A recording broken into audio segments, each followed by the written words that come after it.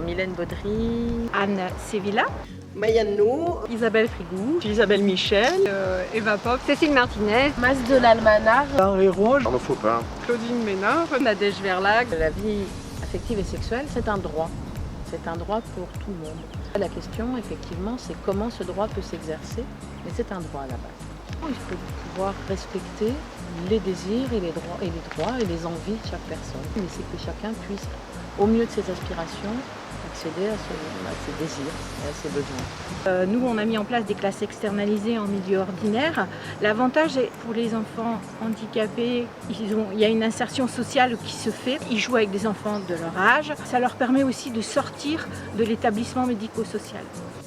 D'abord, c'est rendre effectif le droit et la loi de 2005 telle qu'elle est écrite, aller jusqu'au bout des agendas d'accessibilité programmés, prendre en compte la Convention internationale des droits des personnes handicapées. C'est le droit à la capacitation qui doit pouvoir permettre de faire le choix entre différentes vies possibles. Et les actions sont nombreuses et variées. Nous avons plusieurs classes externalisées d'instituts médico-éducatifs, une unité d'enseignement maternel pour les élèves autistes, d'un bus qui se déplacerait pour travailler au plus près des écoles accueillant des élèves aux troubles du spectre autistique. Au sein de l'hôpital San Salvador, on a vu une évolution sur tout ce qui est outils, système, une évolution technologique qui permettait vraiment d'exprimer la pensée des patients. Une liberté sans qu'il y ait un intermédiaire qui interprète ce qu'il comprend de ce que veut dire l'autre. Il devient acteur de sa vie du coup. Il faut vraiment se poser et échanger, prendre le temps d'écouter l'autre pour lui donner toute son importance, sa valeur et sa richesse. l'association qui a été créée en 2003 a pour objectif la reconnaissance et l'intégration des personnes en situation de handicap avec comme outil la danse. De mettre en avant que les corps différents peuvent être transmetteurs d'émotions, de partage, d'amour et de générosité. Regarder les gens différents avec d'autres yeux. Nous travaillons à la Mas de l'Almanar de Hyères. Nous accueillons 36 résidents porteurs de handicap lourd. C'est un lieu de vie, donc c'est leur maison. Nous faisons beaucoup d'activités avec eux. Les ateliers d'art plastique permettent de développer les capacités manuelles, cognitives, intellectuelles des résidents. Le but, c'est aussi de valoriser leur travail et valoriser la personne elle-même, voilà, par son tableau, par la proposition aujourd'hui. Qu'ils soient acteurs justement du sport et que ce soit en lien avec tout ce qui se passe aussi au niveau de la masse, il n'y ait pas cette sensation de différence et pour eux cette possibilité de faire comme tout le monde. Le sport est source d'inclusion, surtout quand le sport est pratiqué de manière intergénérationnelle.